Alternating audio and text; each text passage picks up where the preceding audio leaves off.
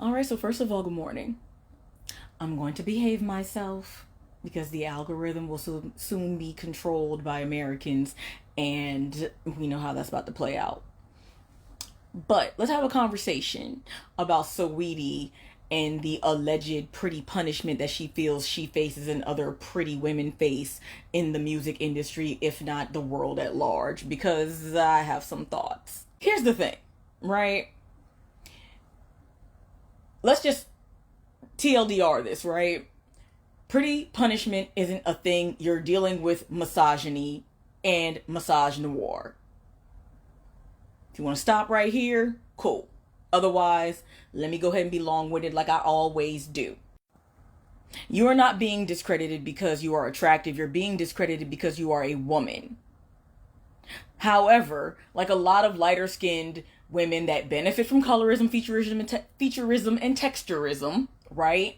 And who are considered to be desirable, you have been conditioned to believe that everyone's problem with you is centered on how attractive you are.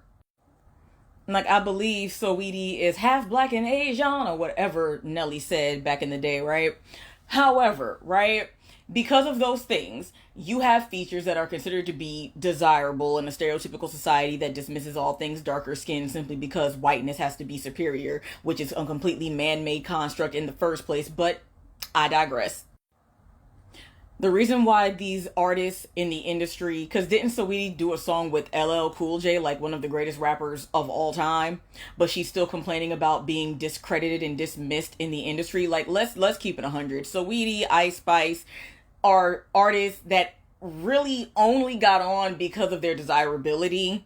And for the sake of the actual talent they claim to have, which is rapping, they just aren't as good as other rappers.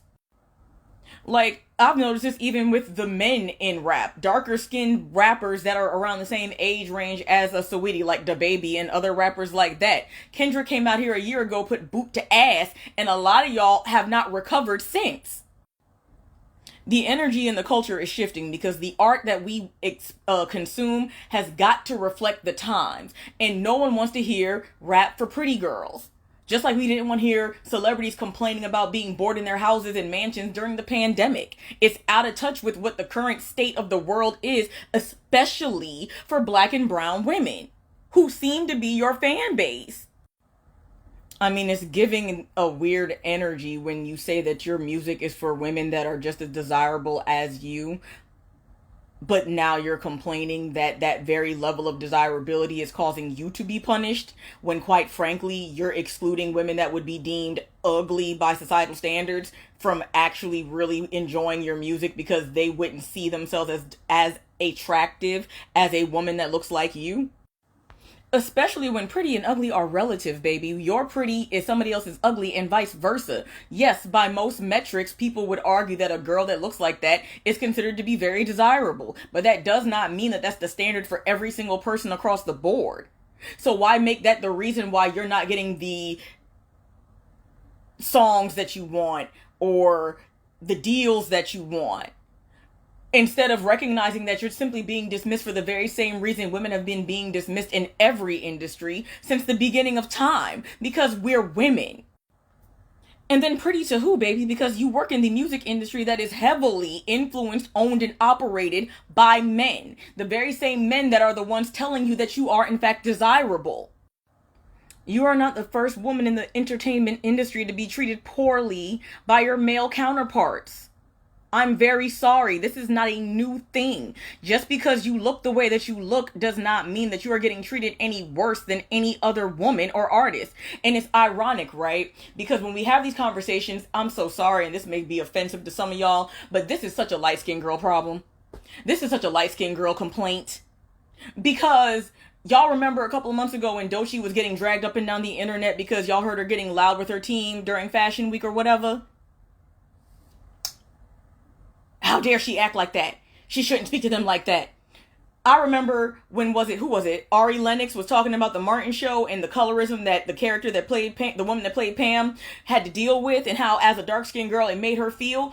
People dragged her for that stuff up and down the internet. But only a light-skinned woman can get on the internet and be seen as desirable and complain that her desirability is now holding her back. And not just holding her back, but she gets to sit there, complain about it, and people like myself and others who want to call her out for it have to be very, very careful about what we say, because since we're darker than her, the minute we say anything to criticize how she's complaining, we're going to come across as haters. They're going to say, oh, you're just jealous. I'm 40, what, one? About to be 42, baby. I ain't jealous of nobody in their 20s. Number one. Number two, I never wanted to be light skinned, even as a child. I just wanted to be taller and have bigger titties. That's all I ever cared about, to be clear. Even in her desirability, people are holding space for her to complain about things that other people that would be considered less desirable than her would get dragged for. If a dark-skinned woman complains about colorism, hell, if they dare to speak about colorism, we get dragged. I've been told even by darker-skinned women that I'm not dark enough to complain about colorism. It's just very hard to sympathize with a lighter skinned woman for getting on the internet complaining about being light skinned when they know that their lighter skin puts them in a space where they are considered more desirable than everybody else. Like, you can't acknowledge the colorism, featureism, texturism that darker skinned women have to deal with, and then also say that you are a victim because you don't have any of those problems. Honey, you're just getting treated like a woman. Should women get treated this way? No. But it shouldn't just be not the pretty women. No woman should be treated that way. No woman should be assaulted or dismissed professionally or denied access to things that she's earned simply because of what she looks like. But you know how you shut that stuff down? By backing it up with results. Let's just keep it 100. You can be a Paula Abdul out here, or you can be a Tamia.